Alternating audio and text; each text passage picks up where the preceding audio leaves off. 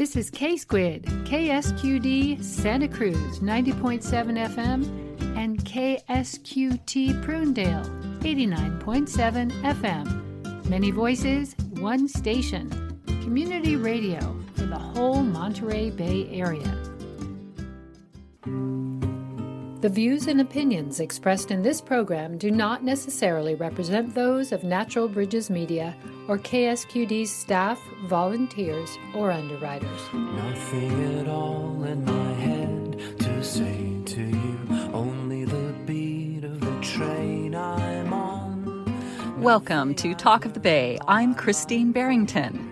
This is the fifth and last episode exploring the rail and trail. Throughout our previous episodes, we have touched on some of the history as well as current questions around the possibilities and challenges of electric passenger rail along the Santa Cruz branch rail line. The city of Watsonville stands adjacent to the epicenter of rail connectivity for the Monterey Bay region.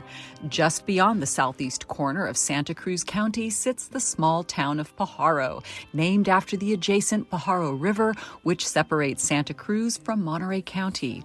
In 1871, the Southern Pacific Railroad Company built a line between Gilroy and Salinas, passing through Pajaro on its journey. Since it stuck to the southern bank of the river, it never crossed into Santa Cruz County. But in 1876, a connection across the river was finally completed, and Pajaro became the junction for the private Santa Cruz Railroad line and the Southern Pacific Main Line. In 1881, the latter bought the former, and they became a united track when the Santa Cruz line was standard gauged. In a brief few years, Pajaro had gone from a rural farming community to a major hub on an intra-California railway network. The Pajaro-Watsonville junction has seen many changes since the end of the 19th century. Today, passenger trains zoom through twice daily, but do not stop as they pass between Salinas and Gilroy. Until 1964, the passenger train, affectionately known as the Suntan Special, ran up the Santa Cruz branch rail line to the boardwalk, as did freight until quite recently. For decades now, the idea of using the line as a transit option has been championed and pilloried in local politics, and despite growing traffic woes, the future of passenger rail in Santa Cruz is unclear. According to a recent Santa Cruz local straw poll of Aptos and South County residents, road conditions and traffic were their top two concerns. And nowhere are these traffic concerns more clearly felt than by those who live in Watsonville and endure the commute northward and home. In mid-February, the Regional Transportation Commission held an open house in Watsonville to receive public comment on their zero-emission passenger rail concept study. This study is seen as the next step towards determining whether rail could become a transit option. So I spent the day in Watsonville and attended this outreach event to collect commentary from locals who are interested in rail. My first interview was held in Watsonville's main plaza with a young woman who is a rising leader in regional politics. Hi, my name's Celeste Gutierrez. I am the chair of the Pajaro Valley Cesar Chavez Democratic Club. I'm also on the Democratic Central Committee, and I also staff Supervisor Hernandez here in Santa Cruz County. I've lived here in Watsonville since I was about 6 years old, went to all the local schools, went to UCSC, and I used to be a commuter. Now, thankfully, super grateful that I get to work here in Watsonville, but I used to commute back and forth from Watsonville to Santa Cruz for so many years, and I just think of all of the time that is spent by so many people just sitting in their car. And they're not even like, it's not as if you're doing anything, and not saying that you have to do something, but more so of all of the time that people could be spending with their families, with their dogs, exploring a hobby, reading, going to the beach, etc. I remember spending an hour, hour and a half to go to work, and then hour and a half to come back from work. And that's 3 hours out of some people's days. And if you have children and you want to go to their school's plays, or you want to be able to like coach their little league or whatever it might be, it's not really possible, because even if you get out of work at 3, by the time you get home, you're not going to be home till like 5 o'clock. And then just having to decompress from all the time that you spend in your car, that in itself takes a toll on you. So it's a huge quality of life issue, I would say, for me, particularly the whole transportation, how we don't really have alternative modes of transportation in Santa Cruz County. So like, yeah, I can get in my car and get to work, or I can even take the bus. I live near the bus station here in Watsonville. And even then I saw the plan that they're working on at Metro to be able to have more bus routes. And I did find it very interesting that they have buses in certain parts of Santa Cruz County, aka the University in SoCal, that you can expect a bus every 15 minutes. But here in Watsonville, you can expect a bus every 30 minutes. So I was like, interesting how the majority of the workers live here in Watsonville, yet if you're relying on the bus, you have to make sure your schedule aligns. And if you miss the bus, you're going to have to wait another half hour. So if you start work at, let's say, 8 o'clock, you have to plan your whole entire schedule to make sure that you're either there early or on time. Whereas if you live in Santa Cruz, that's not as big of an issue because it's coming every 15 minutes. So to me, that's a big equity issue. And I bring that up because that is an alternative to transportation. But even when you're riding the bus, I rode the bus the whole time I was in college. So I would take the bus from downtown Watsonville to downtown Santa Cruz and then up to campus, get out of school, and then take the bus to work, get off work, and then take the bus to downtown Santa Cruz, home.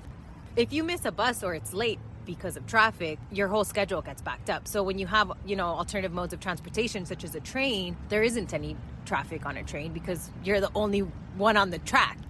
So I bring all of this up because I think sometimes what happens is when you're far removed from a problem, you're only viewing at it from a certain angle. Whereas like if you're living here in Watsonville, the problem is right in our face in the sense that we're the ones having to actually live with the implications of not having more alternative modes of transportation. And also people in Watsonville care about the environment, evident through Measure Q, to be able to keep the city boundary lines, that we were like, hey, we want to protect farmlands.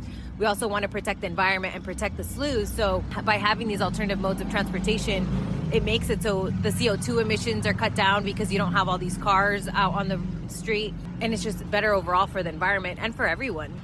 Do you speak with other residents of Watsonville that have strong views on the possibility of rail coming here? You're nodding your head. Can you maybe speak to that, and then we'll get to some other questions? Yeah, so I've noticed just speaking with some of my friends that live here in town that have to go to work either in Santa Cruz or San Jose or even further, that it's an issue and it doesn't get covered. And I would say anyone that commutes are like, yeah, I want to train. And even the people that don't commute are like, hey, I want my mom to be able to come and spend more time with me. Or I want my dad to be able to come and spend more time with me. And right now that's not a possibility because of all of the time that people are spending in their cars. And also by having a train and having a trail, whether it's, electric or otherwise, we could connect to the Pajaro station. They're building a Pajaro station, and that's going to connect to the Bay and to the rest of the state. You could literally go anywhere in the whole entire country. And by us not having that, what are we saying to each other? There is no such thing as a one-person island. So to just be thinking of just ourselves and our needs is not just selfish, but also like long-term, it's not sustainable.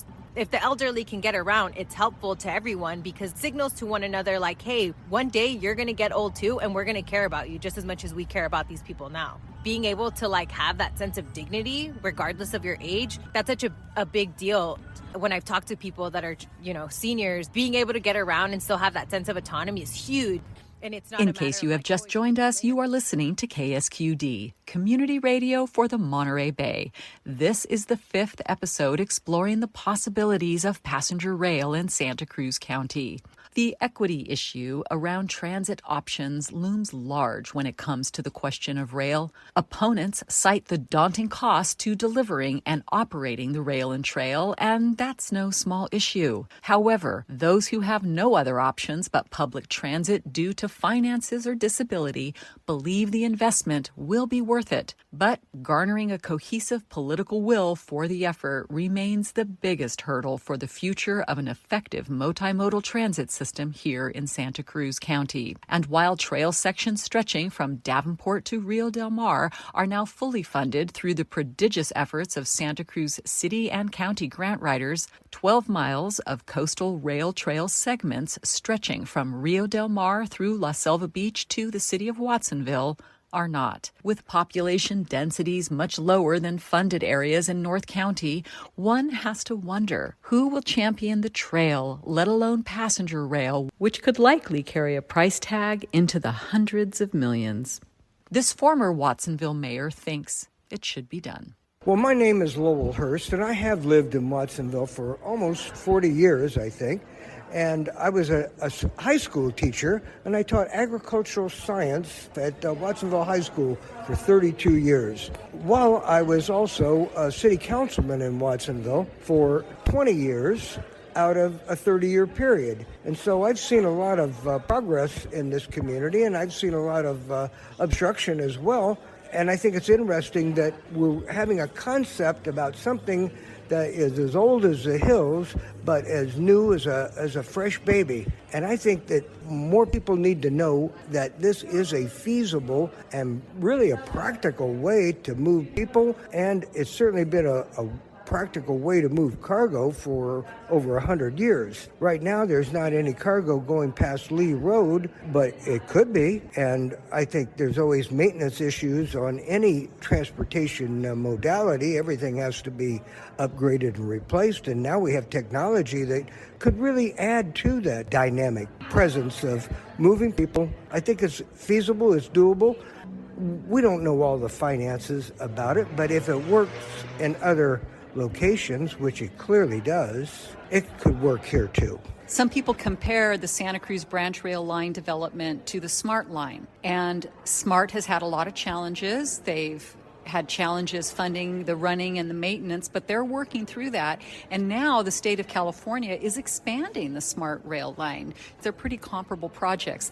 Well, I was lucky enough to ride the SMART train, and I remember it was a real memorable moment because there were a lot of seniors on the train, and there were a lot of disabled people on the train too. And the seniors said, hey, I can't go visit my grandchildren because I don't drive, and this is a way that I can still stay connected to my family. And the disabled folks said, this is a way I have a job because I can't drive, and I can get to work and I can get to home because of the train.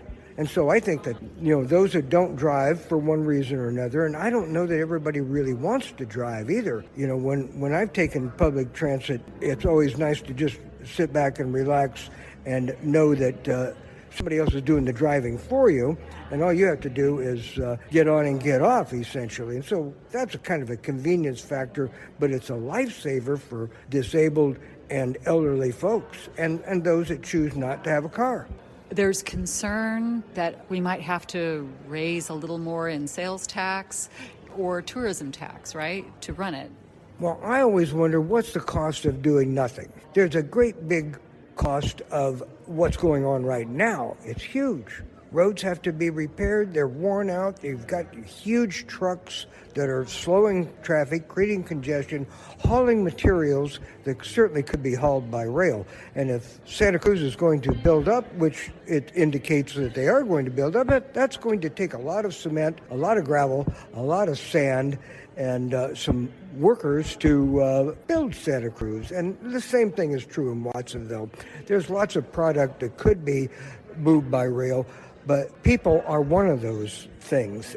And the same way with having a job. Having a job is not free or cheap either. You have to spend money to have a job, and you certainly have to spend big bucks to get in a car and go anywhere these days. And so I think this could be an efficient way of moving people. There's a destination right around the corner, and there's a lot of foreign visitors that would love to come here and see the miraculous Santa Cruz County coastline as well as the rest of the Central Coast. And if they're going to have a station right here in the Pajaro Valley, the Pajaro Station, I think it makes good sense to connect it to Santa Cruz. And I'm on the freeway occasionally, and I see the backup. I mean, one reason that, you don't have this big room completely filled today is because many people are still stuck in traffic. Many people are still working. And wouldn't it be so easy, so nice to have public transport to your destination? It makes good common sense to me. For many, it is not only a social equity urgency that inspires a commitment to more robust transit options, it is an environmental question. For instance, over the years, the use of natural and synthetic rubber tires has led to mass deforestation. And if you move away from natural rubber, well, It takes up to 22 gallons of oil to make one tire. According to recent studies, the tiny particles that rub off of tires are harming freshwater and coastal estuary ecosystems. A 2017 study estimated that 1.5 million metric tons of tire particles enter the U.S. environment every year. Further, it is calculated that tire particles account for 5 to 10% of ocean plastic pollution. Taken all together, this is a critical issue when you consider the precious habitats that we steward across the Monterey Bay region. Nancy Falstick is the founder of Regeneración, an environmental advocacy group centered in Watsonville. This organization was founded on the principle that climate change is a social justice issue, with local impacts that must be engaged on a local level in order to build resilient communities.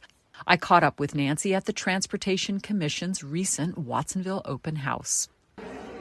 I'm Nancy Falstick. I'm the director of Regeneración, Pajaro Valley Climate Action, and I also am a resident of unincorporated Santa Cruz County, right near the edge of Watsonville. So Nancy, we're here at the RTC open house related to their zero emissions electric passenger rail study that they're just beginning, and they're asking for public feedback. And so I'm wondering if you might share why you came and what your views are about rail. Sure. Happy to support this project. Been following it for a long time. Glad to have at least one opportunity here in Watsonville to bring some local people out. And one of my viewpoints is that I think it will be a tremendous benefit to Watsonville residents to have an alternative to the existing parking lot on Highway 1 in the morning and coming back in the afternoon. So for all the people that work or go to school heading north in the morning, it's a nightmare. Or the current bus service on SoCal Drive is not terribly convenient either. So to have an alternative for that, for all kinds of people who, again, work or go to school further north. When Regeneración was formed, one of the first things that we did was conducted a community survey asking people about how they were experiencing various changes in the environment, including droughts, heat waves at odd times of year, et cetera, et cetera. And then further along in the survey, we laid out various kinds of projects that could be potential, greenhouse gas reducing projects, and wanted to see what kinds of things people thought would be of benefit to the community. And when we mentioned the possibility of rail service on this existing corridor, many people had no idea that there was a corridor there. And they just kind of lit up when we mentioned that it could be a possible transportation route. So I have held that image in my head, for years now. That was back in 2017, 2018. And again, just want to emphasize that a lot of the community here just isn't necessarily aware of options and opportunities. Any service on that corridor would certainly need to be, widely publicized, would need to be accessible, convenient, affordable, and, kind of make sense as an option for people, and, to have the necessary kinds of educational outreach so that people are fully aware of their options. A different survey that we did, I remember talking to somebody who talked about their gas bill being like $400 to $800 a month in their household, and I couldn't believe that people were spending that much money on gas. So I don't really buy the argument that a train is going to be too expensive. It's like people are putting money into gas and into cars, but again, it would need to be accessible, convenient, etc. And people would need to experience it, I think, to be able to see what a benefit it could be in their daily lives. In my research into the history of the rail and trail, I encountered comments to the Regional Transportation Commission during their Unified Corridor Investment Study of 2019. I remember being struck by one letter that indicated few Watsonville residents would participate in traditional forms of public outreach, either because many do not speak the dominant language, they work too long hours, or would find the format daunting. The writer urged the commission to place representatives on buses and deep within the community to make it easier to receive input. As I looked around this crucial meeting for the passenger rail study, I noticed that in a city of more than 50,000, where approximately 82% of the population is of Hispanic origin, about 30 individuals in total attended. Many were actually Santa Cruz residents, and very few were Latino. Outreach is critical for a public works project of this magnitude, and there will be more options for public input in the future. Here is Shannon Muntz, the Regional Transportation Commission's communications specialist, with more information on how you can offer input online and in the coming months as this study progresses. So we've just launched our zero emission passenger rail and trail project. Currently, we're holding open houses, an online open house that'll be live through March 4th to get input from the community on the project's preliminary purpose and need statement. So we really want to hear from the community, get as much input on what they would like to see this project be. People can go online and learn a bit more about the project and then provide some input on that initial project or purpose and need statement. The online open house is live through March 4th. And people can visit it at www.zeprt.com.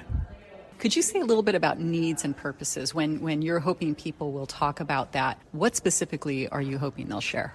The project purpose and needs statement is what identifies and documents the needs and the constraints that drive the development of the transportation improvements in the project study area. So as far as kind of purpose and needs, we put together these statements to make sure that this project will meet the needs of the community, that the purpose for this project meets what the community wants to see. So it's really important that we have that community input. We have a draft purpose and needs statement that has kind of those bullets that we put together. So we want the community to kind of take a look at that and see, are there any needs that are missing? The purposes for this project, is there anything that they think is missing that we should really take a look at?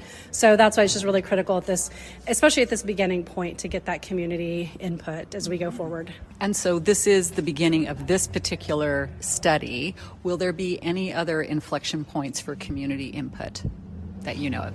Yes, there will be multiple points for community input. Like I said, this is the very first. We're just kicking off. We wanted to use this as a starting point to let people know about the project and get that initial input. But we will be coming back out to the community at multiple stages over the next year for pretty much every critical decision that we're looking at making. So yes, there will be lots of opportunity for public input. In case you have just tuned in, you are listening to KSQD, Community Radio for the Monterey Bay. I'm Christine Barrington, and this is Episode 5, Exploring the Santa Cruz Rail and Trail. This show focuses on the South County region, which is the epicenter for connectivity with the wider rail network. As we look toward a possible future for passenger rail along the Santa Cruz Branch Rail line, the Regional Transportation Commission is engaging in a project concept report that you can participate in. Links for how you can find out more information, as well as offer your input, are contained in our show notes at ksqd.org. We'll be back with more right after this short break. This is Austin Powers, baby. You're listening to the only radio station groovier than the BBC. What? You mean K-Squid? K-Squid. K-Squid, isn't it? K-Squid, KSQD Santa Cruz. Online anytime at ksqd.org. Yeah, baby.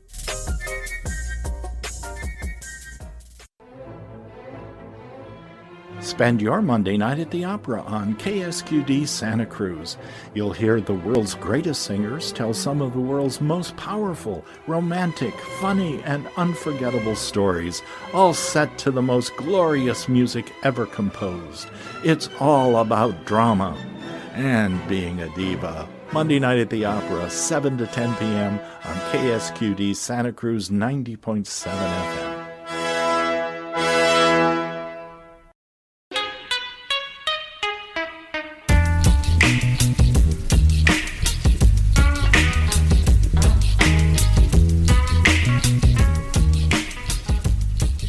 Welcome back to Talk of the Bay on KSQD, community radio for all of the Monterey Bay on 89.5, 89.7, and 90.7 FM. The trajectory for developing the Santa Cruz Branch Rail line into an effective transit option mirrors the fantastic twists and turns of the famous roller coasters gracing our boardwalk. In the latest redirect, Guy Preston, the Regional Transportation Commission's most recent executive director, stepped down after 5 years heading the commission. Those 5 years were a tumultuous time related to the rail and trail, and nowhere was this more apparent than the battle waged over the Measure D ballot of June 2022, which put the question to the voters as to whether the rail line should be abandoned and rail-banked or preserved for future transit options. With a definitive vote in favor of keeping the rail line intact, Santa Cruz is now moving forward to study the rail option in depth, but opponents remain resolute. Amidst this dynamic moment, stepping in to take Guy Preston's place is interim Regional Transportation Commission Director Mitch Weiss.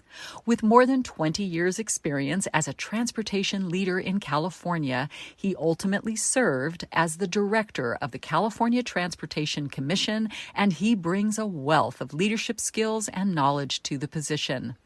During his tenure at the CTC, Weiss led the agency's implementation of Senate Bill 1, which provided the first significant, stable, and ongoing increase in state transportation funding in over 2 decades. This has ushered in an era of great dynamism in transportation, and I was able to catch him for a few minutes to talk about his perspective on passenger rail. You were the executive director of the California Transportation Commission, which has clearly stated its strong intention to expand rail services where possible across the state with its state rail plan. You've just stepped in to serve as interim executive director of the RTC, and Santa Cruz has been on a rather uneven trajectory relative to passenger rail. So at this very early point, what can you share about the future of rail in Santa Cruz? Well, that's a great question. We're taking an important step right now. We recently began work on developing the project concept report for the zero emission passenger rail and trail. And this part of the project, it will cover 22 miles of the branch line from Santa Cruz to Pajaro past Watsonville. Also includes 12 miles of the Coast Rail Trail from Rio Del Mar Boulevard to Watsonville, and really connecting our two most populous cities by rail. And what this report is going to do is give us a lot of information by which to make decisions and to evaluate what might end up being a really positive alternative to being stuck in traffic on Highway 1. Could you share with our listeners some of the details that will be getting worked on in this project concept report? What we'll do is we'll work to define, evaluate, and develop the rail and trail concept that could then potentially be advanced into subsequent stages of delivery. Right now, what we're doing is seeking input on defining the project's preliminary purpose and need statement. So explaining why we may need the passenger rail and trail. And so we've got that out. We just took that to the commission yesterday. We're going to have open houses for community members to learn about the project and to provide input on the statement. Virtually, people can log in and give us their input online. You can go through our website, but we actually have a website, zeprt.com, Zero Emission Passenger Rail Trail. So this will help define some of the subsequent steps that we need to take in terms of development of rail and trail alignment, consideration of vehicle types, ridership modeling, station and maintenance, facility planning, bridge assessments, environmental screening, and cost estimates. And so hopefully all that will be summarized in a report that we can get out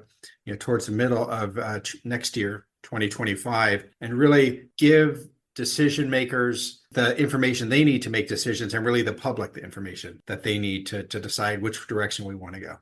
I've read different numbers on how much this report will cost. How much is the county investing in this concept report, and where's the money coming from? Our budget's about $9 million. That also includes our staff. We've gotten a grant for about $3.5 million of that, but the rest of it's coming out of our Measure D funds. Now, circling back around, you gave a great overview of what the project is going to cover, what it's going to study. Are there any details that are kind of nuts and bolts that our listeners could really relate to? Yes, at least certainly stations and what some options are. As we get into it, no more, but we need to answer those questions. Where are we going to where would we need stations? Where would we need sidings?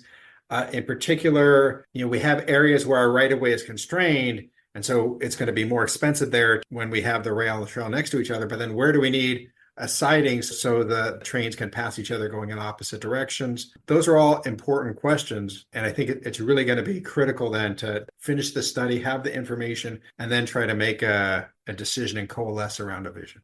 During your tenure at the CTC, you led the agency's implementation of Senate Bill 1, SB 1, which significantly increased transportation funding. Now, opponents of rail have claimed it is too expensive an option for Santa Cruz. Given that the state has a rail plan, can you say anything regarding how the state may assist counties in ongoing costs of operating and maintaining a rail system in the future, should we have one? So that's a question not just for rail, but all public transportation. We've seen that with many transit agencies facing a fiscal cliff because of ridership declines post-COVID, and many are getting back up there, but they've had to cut service, and so the revenues are not where they were. It's a question that the legislature is going to have to grapple with. How important is transit to us as taxpayers? Ultimately, like many things in government, it's going to have to be subsidized. And the question is going to come from where. But to me, we have to articulate the benefit and what the future can look like. There are some areas where we've done great in transit, but there's a lot more we can do. If people have had an opportunity to visit some cities back east or in Europe where they have transit that gets you anywhere you want to go, all your destinations are connected, you can easily bicycle and walk places. I think we have to sell that vision to the voters, but we have to let them know we're not going to get there in 5 years and 10 years. This is our 30, 40, 50-year vision, because it's going to take time as a society for us to make these changes. But you can see that in many cities where we start off with a few bike lanes and not many people use them. And as we get more and as you get connected in a network, more and more people start biking. And the transit's the same way. As we can provide them with better service and more options, then more people are going to use it. But we still have to figure out how we're going to pay for it. And one of the challenges is capital projects are much sexier than operations. And so it's really fun to go to a ribbon cutting or a groundbreaking and say, we're doing this, or we're buying a lot of zero emission buses. Like, that's really exciting. People get less excited about, like, this is just the work we need to pay the drivers and to pay the mechanics to fix it. But that's an integral part. Well, speaking of funding, you were at the head of the Active Transportation Program when our grant writers here in Santa Cruz were able to garner what I believe is the largest grant ever awarded by this particular program. Could you speak to that? Yeah, oh yeah, the county, the whole county did a tremendous job. I know some was the county and some was the city, and there are projects also in Watsonville that are being funded by that program. When my team took it to me when I was at the California Transportation Commission, it stood out by how much money it was. And so I had to tell them, hey, you guys got to brief me on this because I know I'm going to get questions. But it really goes to show the value and the benefit that these projects are providing. So taking your experience at the CTC a little further, given your specialized knowledge of that institution, how might you be able to guide us at this time? There are a couple of things. So, first of all, at a most basic level, I've been managing for a quarter century. So, that's important in any organization. So I've done that and I've been successful at it. So I bring that to help the team here. And then I've got more than 15 years experience overseeing transportation programs. You mentioned one of them, the Active Transportation Program. But in that time, I've been involved in nearly every major state funding program. And so I bring a lot of experience to help us when we compete. I also have a lot of connections. Not just at the California Transportation Commission, but at Caltrans, at the State Transportation Agency, and also in the administration and in the legislature. So when we have other issues that come up, hopefully I can be helpful in moving them forward to a resolution that's beneficial to the community. So then what might you see as the biggest risks and opportunities related to rail right now? The report in and of itself is a tremendous opportunity, really, to inform our decision making and for everybody to decide, is this the path we want to go? Both the decision makers and the public, because it's going to look at a lot of risks that we face. Right now, the biggest risk I see as their biggest challenge is there doesn't seem to be a consensus. There are competing visions. And I can tell you from my one commission meeting so far, we heard a lot about that. And hopefully we can take what we learn in the project concept report to coalesce around a single vision. Another challenge is certainly going to be the funding. We're almost certainly going to need a combination of state, federal, and local funding to make this happen. Yes, the funding is always the big question, isn't it? There is a big change looming on the horizon for the RTC, which is our next election on March 5th. 3 county supervisor seats are up for a decision by the voters. Any thoughts there? Staff here, is here ultimately to implement the will of that commission. We advise and we implement it. They're the representatives of the people making the decision, and so that's why they're there. That's their job. And if at any point in the future they want us to go a different direction, we're happy to go that direction.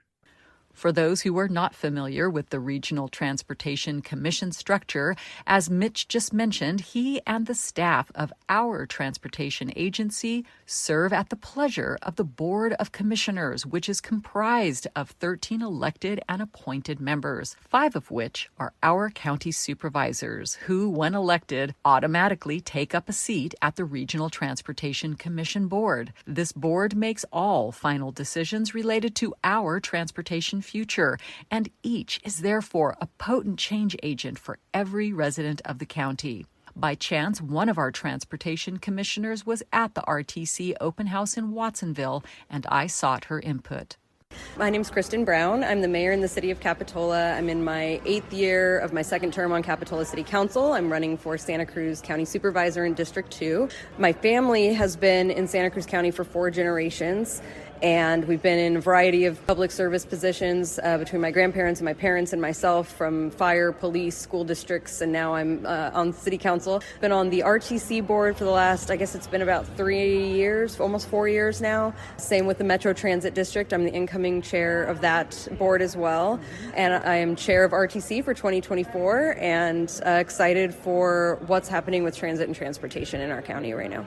A lot is happening right now. A lot is moving forward. I mean, in transit, the Metro District, we've got the bus on shoulder, the bus and auxiliary lanes. We've got the pedestrian and bike overcrossing on Highway 1 that we're working on right now. We just got a fleet of 67 hydrogen electric buses. It's the biggest fleet in the country. We are working on our WAVE service, it's 15-minute headways, which means it's a high-quality transit stop, which is good for housing development around those transit stops.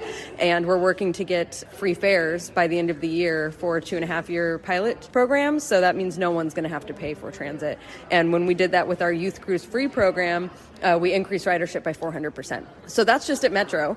And then when you look at the RTC and the work that we're doing on working towards the project concept report for the electric passenger rail program, that's really exciting. We're going to get a lot of answers this year, I think, or early next year, depending on when the concept report is done. And this open house is just, the beginning of it when we're looking at the draft statement of purpose and need. What I've noticed in doing this series, it seems that there's a really good possibility that there's enough money for the capital expense to build it, but it's the maintenance and operation that's difficult.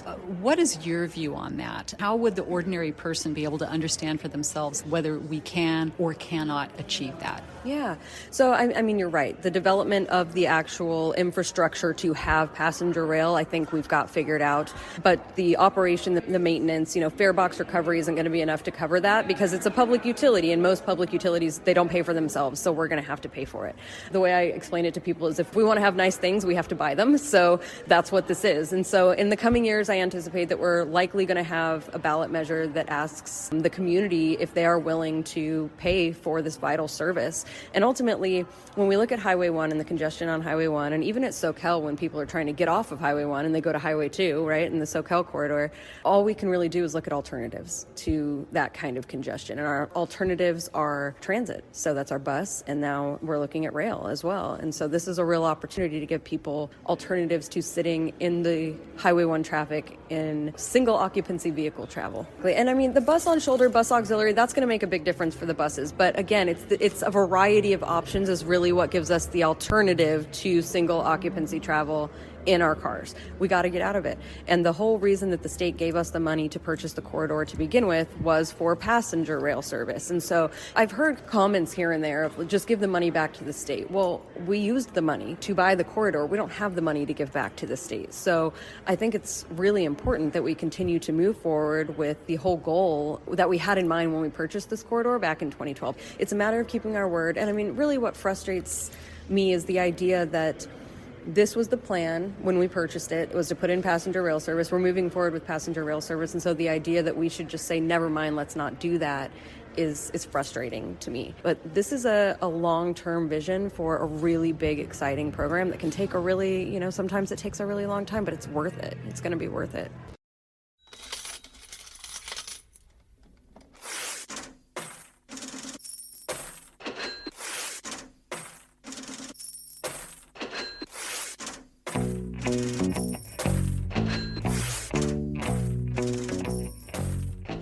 The question of what a vastly expensive public works project is worth is often hard to quantify for the average citizen, and this is where we run headlong into the principle of the externalization of costs. While there is a cost to delivering and then operating passenger rail, there are also costs for inaction, and those costs get externalized into multiple directions, onto people who are forced to own and operate cars, to taxpayers and the environmental agencies we fund to clean up and mitigate the damage done. There are also enormous increased individual and collective health costs due to vehicle pollution and increased loss of life. A 2018 Harvard study indicates that nearly 10 million people die each year from fossil fuel pollution.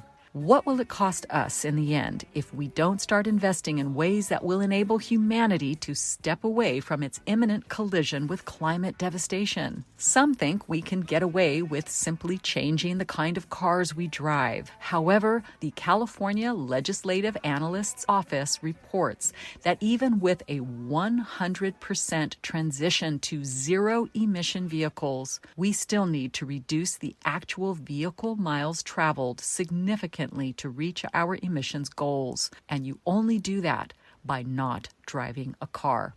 Consider this: a University of California carbon neutrality study involving 4 UC campuses and 40 researchers illuminates important facts around the benefits involved in creating public transit systems.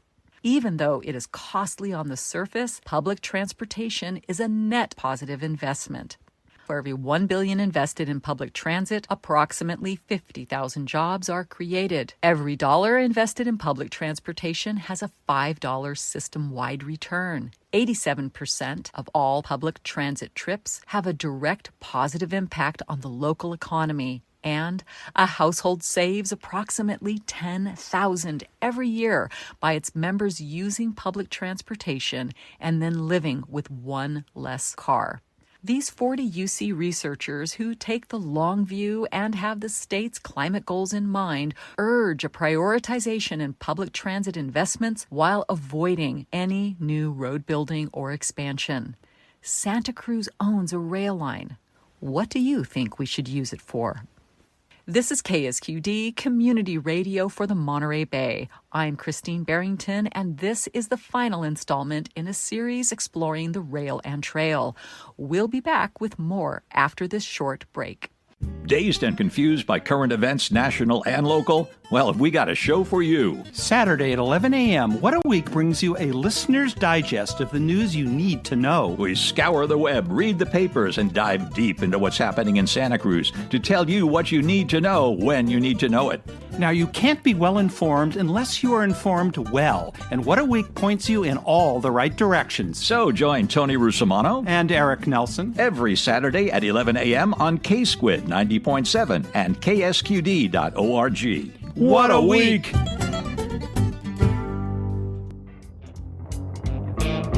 Looking out my window, I see my world has changed. The sun won't rise this morning, 'cause my baby's gone away. Yesterday I can tell myself that she'd be back for sure, but that train don't stop there anymore. Welcome back to Talk of the Bay on KSQD 89.5, 89.7, and 90.7 FM. 5 weeks ago, this series on the rail and trail began with the early history of the idea, which found its ignition point back in the early 80s with the question of how to reduce trucking and passenger traffic along our local highways. Now, nearly 50 years on, and after incredible wrangling, Santa Cruz County continues to grapple with the same challenging traffic questions. Only now we own a rail corridor that could play a potent role in a multimodal transit system that includes safe pedestrian and bike trails, buses, highways, as well as passenger rail and freight transit. While trying to address the legitimate concerns and questions related to the rail and trail, this series has clearly expressed a viewpoint in favor of this public transit option. If you catch all 5 episodes, you will meet many inspired locals and leaders who have dedicated years of their lives with passion and purpose to bring this project forward. Over the course of this series, I had a thought which I posed to my guests for their reflections. I want to start with Linda Wilshison, who you would meet in episode 1 and was Regional Transportation Commission Director for 20 years. She is credited with having the vision to go after the purchase of the branch rail line with an eye towards a future with real transit options. People work hard to bring about the public good. At the very least, we are getting a trail. And it's coming in at $15 million a mile right now. And so I love to encourage people to think, like, with every step, it's not just a lot of money. It's a lot of people and their hearts and their minds and their hard work. Thousands upon thousands of hours have made this possible so we can go on a nice walk and one day perhaps hop on a speedy train and connect in with our wider rail network. If there's ever a day when we can step out of our cars and onto a platform, who would you think? What really happened with me over that 20 years, it makes me tear up, is we had a fabulous team. Mm-hmm. We had a fabulous team. And at least initially, I hadn't hired the people, and they were fabulous. And then as we grew and I was there longer and longer, I really ended up hiring, the whole staff, and together with my deputy director, who is Pat Dillon, who is still in our community also. And we accomplished a lot with a small group. When I was there, never more than 16 people. I mean, now it's a little bigger than that, I think. But we had a fabulous diversity on our staff for such a small group. Over half were women. We had somebody from Pakistan. We had somebody from Africa, from the Congo in Africa. We had Latinos who are from our community. And then there were a lot of just very activist, probably, I don't know if a single one of them would call themselves a feminist, but we were trying to make things happen here, and I am very grateful to them. Corey Coletti was an RTC Senior Transportation Planner. You meet her in episode 2. She is credited with leading the effort to create the award-winning Monterey Bay Sanctuary Scenic Trail Network Master Plan. Here are her reflections on the many people who deserve credit and acknowledgement for progress made thus far. Elected officials get thanked a lot for their leadership, which is infinitely valuable. So I, too, thank all of the folks in that category, including standouts like former Congressman Sam Farr, former Commissioners John Leopold, Ryan Coonerty, Mark Stone, Andy Schifrin, and Don Lane, who, along with John Leopold, was critical to the passage of the Measure D sales tax that is providing sorely needed transportation funding to our county. There are many others, too. But staff and advocates, as the ordinary folks working in the trenches on a daily basis, deserve so much praise and acknowledgement, which they rarely get. So on my list, are a few folks: Luis Mendez, who is the deputy director at the RTC and has been for, I think, over 2 decades now. He shepherded the trail acquisition project along, and he made sure that all the due diligence steps were taken care of. And he did that through multiple executive directorship changes, which is no easy task. Linda Wilshusen, the former RTC executive director, is brilliant and visionary. Pat Dellin, who was the deputy director in Linda's era and then briefly executive director herself, was a dynamo in knowing how to empower the professionals she supervised, and she was a dynamo at knowing how to build effective teams. George Dondero was the RTC's executive director when the rail line purchase went through, and he was a leader through and through at the political level in terms of funding, staffing, and team building. The RTC also had and currently has some extraordinary planners and project managers like Grace Blakesley, oh my God, Rachel Morricone with her funding acumen, Karena Pushnik, Ginger Dykar. These women working together were inspiring. The cities of Santa Cruz and Watsonville had exemplary staff members, namely Chris Schneider, Nathan Wen, Claire Glogli, Murray Fonts. I know there are a few newer planners, managers, engineers at the respective cities and the county that are kicking butt right now. Folks at the advocacy organization Friends of the Rail and Trail, like Mark Mesiti-Miller, Sally Arnold, Faina Segal, Mark Farrell, Bruce Sawhill, and many others who laid much of that organization's early groundwork. And then there was also Paul Scholhammer, who's in a class of his own. There's a lot of rail planning work that I'm not including here. But anyway, so many people to thank for the rail and trail progress being made today. I'm honored to have worked with the various groups of folks that were and still are so passionate, dedicated, and just so very concerned with what's best for the common good. And many Former County Supervisor John Leopold, who you also meet in Episode 2, championed the purchase of the Branch Rail line and helped build the broad coalition that would make the passage of 2016's Measure D possible. His acknowledgement begins with Micah Posner, former Director of People Power, who was featured in Episodes 1 and 2. Yeah, well, Micah was obviously one. His successor, Amelia Conlon, was a totally different kind of leader of people power. It became by Santa Cruz County during her tenure, but she also saw the important part of getting these pieces that people power cared about in with public work transportation plans. So hers was less activism and more coalition building. And was incredibly helpful in the successful passage of Measure D in 2016. Sally Arnold is a great leader of the Friends of the Rail and Trail, and has just been relentless in the best way possible of providing information, telling people what's going on.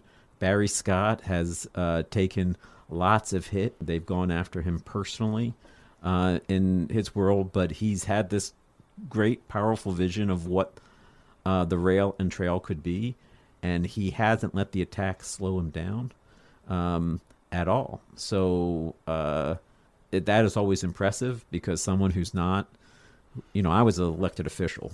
People are going to take pot shots at me. I'm going to be on the ballot. That's part and parcel of the game, but for a private citizen to put themselves through that ringer, that's pretty amazing. But it's really the hundreds of people that came out to meetings to express their point of view. One thing that we haven't talked about. And finally, Sally Arnold, featured in Episode 4, who was former chair of the rail advocacy group Friends of the Rail and Trail.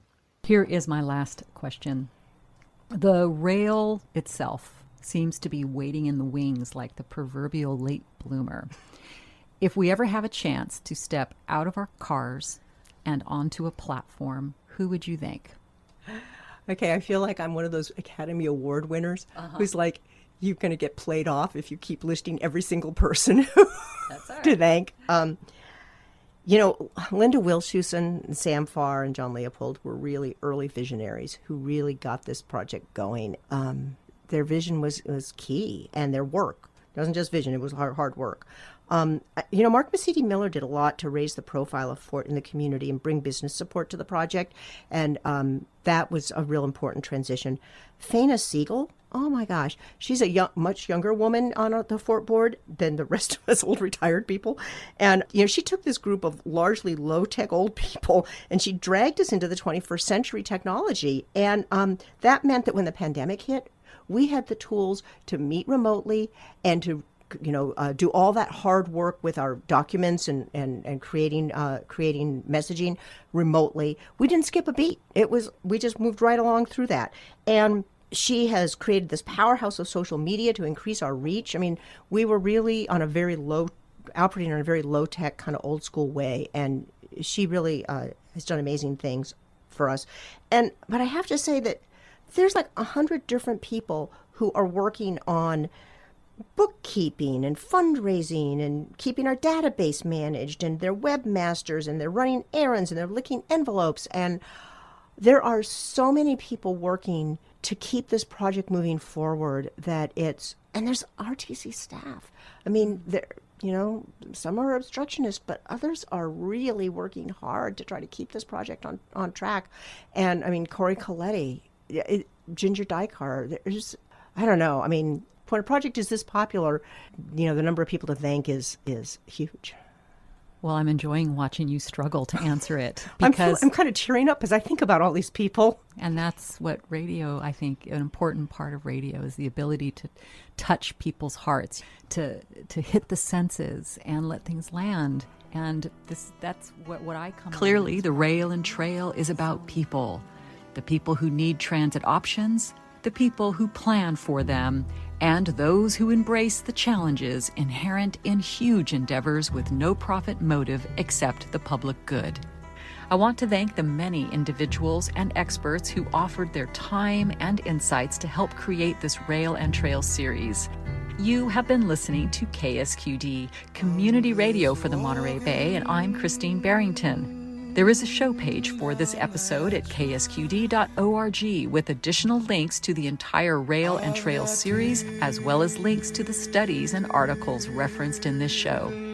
This is K-Squid, Community Radio for the Monterey Bay. Now if this train run me right, I'll be home